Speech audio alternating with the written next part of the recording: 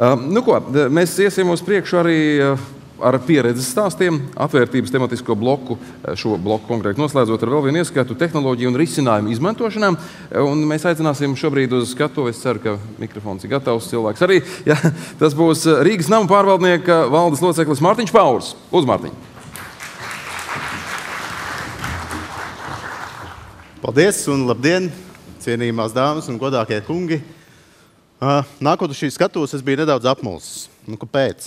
Jo šodien es visas prezentācijas citīgi klausījos, un tur figurēja dažādi termini, gigabiti, DDoS uzbrukumi, mākoņu pārvaldnieki, un tā tālāk, GLVX, internet apmaiņas punkti, perimetri, iekšēji, ārējie. Un es domāju, kāds tam visam ir īsti sakars ar mani vai ar Rīgas nama pārvaldnieku, jo mana ikdienas rūpe ir tīrīt kāpņu telpas, likvidēt kanalizāciju aizsprostojumus un vilkt ārā beigtus putnus no lietus notekrenēm, vai ne? Bet tomēr man ir atbilde, un lūkosim, kur tad tā slēpjās. Par Rīgas nama pārvaldnieku. Es domāju, ka ir īstais brīdis nedaudz iepazīstināt, lai saprastu arī to mērogu. Mēs pastāvam jau kādu laiku, jau gandrīz 13 gadus. Mūsu portfelī ir 3,5 tūkstoši māju, vairāk kā 3,5 tūkstoši māju, 7,5 miljonus kvadrātmetru mēs pārvaldam, un vēl es tam varētu pielikt klāt vēl dažus miljonus arī teritorijas, zāli, ko mēs pļaujam, un koki, ko mēs cērpam. 150 tūkstoši dzīvokļu īpašnieki ir mūsu klienti. Bet patiesībā viņi jau nav vieni. Viņiem ir sievas, vīri, bērni, iespējams vecāki, kas mēs estimējam. Tas kopējais cilvēku skaits, ko mēs sasniedzam ar savu pakalpojumu, ir aptuveni 400 tūkstoši. Mums ir 15 tūkstoši apkalpošanas pieteikumu mēnesī. Tas nozīmē, mēs saņemam 15 tūkstoši lūgumus. Vai nu saremontēt durvis, vai iztīrīt kanalizāciju, vai saremontēt elektrību un tā tālāk un tā tālāk. Un visu beidzot, lai mēs varētu tos 15 tūkstoši pieteikumus mēnesī apkalpot un darīt tekošos darbus, mums ir 2000 darbinieki, kas padara mūs par 15. lielāko darbdevēju Latvijā. To es uzzināju patiesībā pavisam nesen. Viens interesants fakts, ko es noskaidroju šodien, klausoties Ģirta prezentāciju no rīta, Rīgas nama pārvaldniekā 60% struktūrvienību vada sievietes. Saliekot kopā ar LVRTC 40%, vidējais veidojas 50%, kas nozīmē, ka mums Latvijā ir 100% dzimuma līdztiesība. Bet kāpēc mūsu nozarē tas ir īpaši svarīgi? Jā, es jau dzirdu, sievietes aplaudē. Kāpēc tas ir īpaši svarīgi mūsu nozarē? Nu, būsim godīgi, tie tehniskie cilvēki, strādnieki, ir vīri, spēka gados, kā saka, un viņiem bieži vien ir nepieciešams mātišķas rūpes, un tieši tāpat arī par mūsu mājām. Ja mājās dzīvotu tikai vīrieši, es pieļauju, ka tur nebūtu tā labākā kārtība, vai ne? Tāpēc ir nepieciešams, ka māju pārvaldīšanā ir arī sievietes roka un maigums. Kas tad mēs īsti esam? Tas tāds jautājums. Mēs esam Rīgas galvenais sētnieks. Jā, mēs esam Rīgas galvenais sētnieks. Mēs esam santehniķis, elektriķis, inženieris, būvstrādnieks. Jā, nešaubīgi mēs esam tas viss. Mēs, starp citu, esam arī lielākais liftu operators Latvijā ar teju 1300 liftiem, kas ir, apmēram 4. daļa no Latvijā strādājošajiem liftiem. Mēs esam arī psihoterapeits, jo mums bieži vien ir nepieciešams mierināt savu klientu, ievirzīt viņa domas pareizajā virzienā, jo no klienta lēmuma beigās ir atkarīga mūsu darbība. Mēs esam arī sociālais darbinieks, jo statistiski no tiem 150 tūkstošiem mūsu klientu kādam būs problēmas, kāds īstermiņa vai ilgtermiņa, un mēs palīdzam meklēt šos risinājumus. Bet tas viss ir iespējams vispār zināms. Bet vai kāds zina, ka Rīgas nama pārvaldnieks ir patiesībā arī IT uzņēmums? Jo, manuprāt, uz visiem tiem skaitļiem, kas tika minēti iepriekšējā slaidā, tur cita varianta nav. Tur IT, lietas, dati, serveri, programmas, integrācijas, komunikācijas, drošība, tas viss ir mūsu patiesībā arī ikdienas pamatā. Jau bez digitalizācijas, infrastruktūras, kompetentiem cilvēkiem, drošības, lietotāja pieredzes un pareizi izvēlētiem partneriem patiesībā nevar būt precīzi un laicīgi izrakstīti rēķini. Un es domāju, ka reti kurš no jums iztēlojas, cik daudz pūļu mēs pieliekam šo izmaksu pārdalīšanā katru mēnesi, lai nodrošinātu to laicīgi un precīzi. Tieši tāpat mēs nevaram būvniecības informācijas sistēmā vest mājas lietas, kā to paredz likums, vai ne? Un tieši tāpat mēs nevaram koordinēt simtiem un pat vairākiem simtiem apakšuzņēmēju, atsekot viņu darbus, uzdevumus un tam līdzīgi. Tam visam pamatā ir digitalizācija, infrastruktūra, cilvēki, procesi, programmas integrācija. Mūsu IT spēja, ja tā varētu īsti teikt, vēsturiski, varbūt nebija līdz galam laba, vai tai netika pievērsta vajadzīgā uzmanība, bet tagad pilnās burās mēs to attīstam. Un kā tad mēs to attīstam? Mēs to attīstam ar atvērtu prātu, bet mēs arī ņemam tālāk nedaudz teorijas. Un tad par teoriju. Vai jūs zinājāt, ka cilvēki vienādas vērtības ieguvumus un zaudējumus vērtē asimetriski? Kam no jums ir gadījies pazaudēt uz ielas, atrast uz ielas 50 eiro, 5 eiro? Kādam ir, vai ne? Roku redzu zālē vismaz vienu. Un kam ir gadījies pazaudēt tādu pašu summu? Arī redz rokas, ļoti labi, uzmanīgāk jārīkojas. Un tagad pamēģinām atcerēties savas sajūtas. Tad, kad mēs atradām 50 eiro, ielikām makā, 2 dienas iztērējām, aizmirsām, 2 dienas bijām laimīgi, vai ne? Tur kādam pateicām. Bet tagad mēs pazaudējām 50 eiro. Visticamāk, ka mēs šo situāciju atceramies 3, 6 mēnešus un reiz pa reizē vēl nobirdinam asaru, ka mēs esam pazaudējuši 50 eiro. Lai gan tie abos gadījumos ir 50 eiro. Un to arī ļoti labi izskaidro šī līkne, kur var ļoti labi redzēt. Tas ieguvums ir tā vērtība ieguvuma, viņa ir tāda lēzena, bet savukārt tā zaudējuma vērtība ir tāda ļoti strauja. Šo konceptu sauc par perspektīvu teoriju, jeb prospektu teoriju. Un to radīja Amos Tverskis un Daniels Kānemans. Es domāju, ka Danielu Kānemanu jūs ļoti labi pazīstat no grāmatas Domāt ātri un domāt lēni, ja? Thinking fast and thinking slow.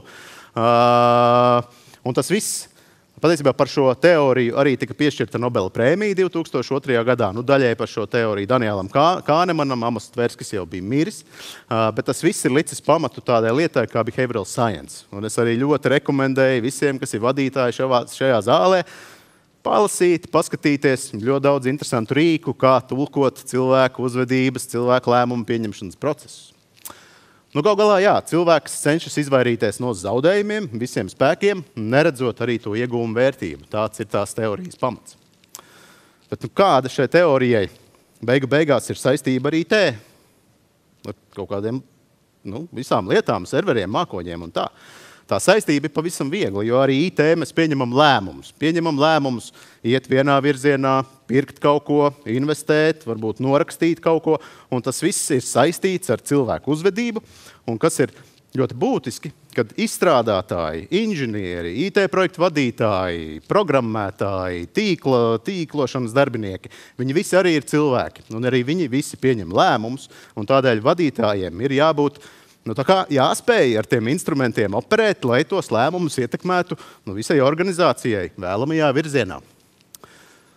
Kādas tad ir dažas no tām uzvedības ietekmes sfirām? Es domāju, ka mums katram var veidoties sava nelielākā, trumpju dūžu kavā, varbūt dažādās situācijās, bet tā, pavisam īsi, ko mēs darām Rīgas nama pārvaldniekā. Mēs regulāri atkārtojam kā mantru, nekļūdās tikai tas, kas neko nedara. Tā tad ir tikai loģiski, ja mēs ejam šajā ieguvuma virzienā, tas ir risks, mēs varam kaut kādā brīdī zaudēt, varbūt tikpat, cik mēs cerējām iegūt, bet mēs nekādā gadījumā nedrīkstam vērtēt to zaudējumu vairāk nekā to paredzamo ieguvumu. Protams, ejot šajā nekļūdīšanās ceļā, mēs arī mēģinam mācīties regulāri no citu kļūdām, un vērot konkurentus un vērot tirgu un censties nepieļaut tās pašas. Ātri lēmumi. Nevienmēr tas ir viegli. Ir sevišķi, ja mēs runājam publiskas personas kapitāla sabiedrības kontekstā vai kaut kādā vispār pierastā budžetēšanas gada kontekstā. Nevienmēr ir viegli pieņemt ātrus lēmumus. Bet ir tāds termins VUCA pasaule. VUCA pasaule ir tulkojums kulkojums, bet tas angliskais izskaidrojums ir volatility, uncertainty, complexity un ambiguity. Es ceru, ka visi spējam iztulkot šos vārdus, bet tā ir pasaule, kurā mēs dzīvojam. Nemitīgi mainīga, nemitīgi jauni izaicinājumi, un viss ir ļoti sarežģīti. Kaut vai tik sarežģīti, cik visus šos terminus, ko mēs šodien dzirdējām iepriekšējās prezentācijās. Un tāpēc ir nepieciešama ātra lēmumi, jo pretējā gadījumā būs nokavēts. Tā ir, protams, arī atvērtība idejām. Un bieži vien ir izrādījies, ka tās vistrakākās idejas mēdz būt tās vispareizākās, lai cik sākumā šķita, ka tomēr nē. Tā ir uzticēšanās pašu cilvēkiem.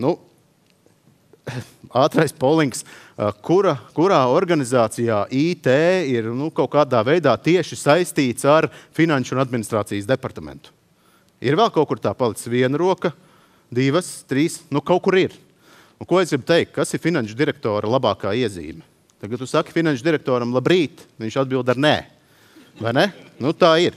Un īstenībā tas varbūt ir traucējoši, un te no organizācijas struktūras viedokļa ir vērts padomāt, vai tā ir pareizā vieta IT, kur tā VUCA pasaule mūs tik ļoti ietekmē. Un mums ir jāpieņem ātri lēmumi. Mums bieži vien jāriskē ar ieguldījumiem, ar laiku. Tāpēc vismaz Rīgas nama pārvaldniekā mēs cenšamies ļoti uz idejām neteikt nē, neteikt varbūt un neteikt dārgi. Jo pretējā gadījumā, ko mēs darīsim, mēs nokausim šo iniciatīvu. Bet mēs gribam, lai iniciatīva ir dzīva. Nu ja, iniciatīva nekad nav nosodāma. Tas ir vēl viens moto, kas mums dzīvo Rīgas nama pārvaldniekā. Nu, visbeidzot, protams, pareizu partneru izvēle, jo bieži vien mēs saprotam, ka ne jau visur mēs esam paši gudrākie un ne visu spējam paši. Un partneris ir jāizvēlās ļoti rūpīgi. Nu, pavisam nedaudz noslēgumā, lai saprastu, ka maniem vārdiem ir segums, ka tā nav tukša runa, mūsu digitālās attīstības ceļš. Nu, mēs mainām darba rīkus. Toreiz, patiesībā vēl pavisam nesen atpakaļ, mēs no klientiem saņēmām pieteikumus, ko mēs manuāli vadījām 4 dažādās sistēmās. Horizons, CRMs, zvanu centra CRMs un vēl kaut kāda, vairs neatceros. Nu, šobrīd mēs esam ļoti ātri radījuši savu centralizētu pieteikumu sistēmu, kur klients var no mobilās aplikācijas e-pārvaldnieka, kas ir klientu portāls, ievadīt pieteikumus, zvanu centrs, ārpakalpojums, visi strādā vienā šajā sistēmā, un tas ir kļuvis daudz efektīvāk. Pirmie mērījumi liecina, ka mēs faktiski ar tiem pašiem resursiem spējam izdarīt 25% vairāk darba. Pavisam nesen mūsu vienīgie saziņas rīki ar klientu bija vēstule, e-pasts un zvanu centrs, kur 70% zvanu bija pazaudēti. Tad šobrīd ir aplikācija klientu portāls, kas, protams, saistīts ar šo pašu pieteikumu vadības sistēmu, un mēs varam lepoties ar 90% atbildētu zvanu. Nē, tas nav ideāli. Ideāli būtu 100, lai gan varbūt labais zelta standartiņš saka arī savādāk, bet mēs negribam pazaudēt nevienu savu klientu. Tāpēc cenšamies darīt vēl labāk. Un vēl pavisam nesen valde, saņemot struktūru vienību atskaites, vai tur operatīvās, vai tam līdzīgi, te bija PowerPoint un Excel. Un savā starpā neintegrēti, un tur bija biežas kļūdas. Es atceros reiz vienu stāstu, bet tas no senākas vēstures, bet auditori to atcerējās vieni. Viņi saka, jūs esat ļoti precīzi līdz 4. zīmējais komata. Ļoti precīzi spējat izrēķināt, attiecināt izmaksas. Bet hei, jūs pazaudējāt šito 1,5 miljonu. Ja? Nu, tas arī parāda varbūt to sīkumainību, kādā mēs bijām. Tad šobrīd mums visa, vienmēr ir kur tiekties vēl labāk, bet vairums procesu uzņēmumā tiek kontrolēti jau digitālā veidā un reālā laika režīmā, pamatā izmantojot arī Power BI. Mēs mainām pieeju, jo ne jau viss ir rīkos. Ir kaut kādā brīdī tā atslēga panākums slēpjas arī pieejā. Mums nebija nekā. Tagad mums ir IT drošības pārvaldnieks, sveiciens cilvēkam zālē. Pavisam nesen lēmumus ekskluzīvi turēja, lēmumu pieņemšanas kompetenci ekskluzīvi turēja valde, un pat par ļoti sīkām lietām. Šobrīd mums ir biznesa komiteja. Viss, kas saistās ar IT attīstību, jo sistēmas ir starp integrētas, un mums viņas ir vairāk kā 100 tur dažādas, ja? Protams, ceram samazināt. Bet par tām prioritātēm, kurā virzienā ejam, ko daram šodien, ko daram rīt, mēs pieņemam biznesa komitejā. Pavisam nesen mums bija tāda ļoti ilga plānošana, mums arī mūsu īpašnieks Rīgas valsts pilsētas pašvaldības veiciens prasa, piemēram, investīciju plānu līdz 2030. gadam. What the hell? Es nevaru pateikt, kas man būs jāinvestē IT līdz 2030. gadam. Man nav tādu zināšanu. VUCA pasaulē to nav iespējams izdarīt. Tāpēc mēs esam pārgājuši uz tādu agile pieeju, vismaz iekšēji. Vēl pavisam nesen mēs bijām pašpietiekami. Bet tā pašpietiekamība rezultējās ugunsmūrī, kuram tas supports vai tā licence, ja, kā viņi tur pareizi sauc, tas tikai bija layer 3 ugunsmūrs, nebija pagarināta, bija beigusies. Tad mēs saprotam, ka ir lietas, par kurām mums nav jātur rūpe, un tāpēc mēs arvien vairāk paļaujamies uz partneriem. Un tad noslēdzošais slaids vai priekšnoslēdzošais slaids par partneriem. Pavisam nesen mums bija servertelpa par kondicionieri, un tad šobrīd mēs esam datu centrā. Datu centrā ko noteikti šodien arī jau ir pieminējuši kādi runātāji, un kuru mēs jūtamies ļoti labi un ērti. Pavisam nesen mūsu pašu datu centrā vai serveru telpā, starp citu, varētu teikt, gandrīz 3. stāvā, bija serveri, tagad ir mākonis. Tas arī mums paņem nost ļoti daudz rūpju un bažu. Pavisam nesen mums bija antivīrus, un patiesībā vēl joprojām ir, bet mēs esam ļoti straujiem soļiem virzienā ieviest jau gala ierīču dzīves cikla pārvaldības sistēmu, jeb XDR, kā to mēs profesionāļu valodā varētu saukt. Mums nebija nekā, bet mēs esam ceļā ieviest soku, siemu un vēl citas līdzīgas lietas.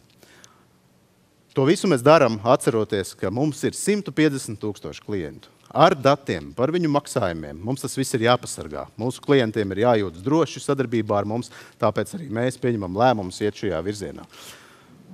Un tādi no dzīves pieredzes radušies ieteikumi, kā tad izvēlēties labu partneri. Iegādes procesam ir jābūt vieglam. Es ceru, ka to visi akceptē un piekrīt. Saprotam cenu politiku, jo mums ir grūti strādāt ar partneriem, kuri līdz pēdējiem brīdim nav gatavi varbūt pateikt, cik tad tās lietas maksā un ko mēs par ko varam dabūt.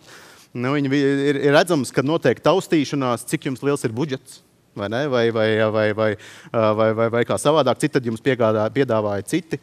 Tai ir jābūt saprotamai cenu politikai. Tad tam partnerim ir jau cits svars. Tie, protams, ir izpildīti solījumi, jo ir grūti strādāt, ja to sola vienreiz ir ok, sola otrais ir ok, sola trešo reizi vairs nav ok. Solījumiem ir jābūt izpildītiem, tāpat kā mēs cenšamies vai esam ceļā uz to, lai izpildītu savus solījumus pret saviem klientiem. Un gala rezultātā tās ir kopīgas vērtības. Lai vai kā, tas vērtību kompass ir tas noteicošais mūsu darbā ar mūsu klientiem, un mēs gribam, lai arī mūsu piegādātāju darbā ar mums, kā ar saviem klientiem. Paldies zālē par uzmanību.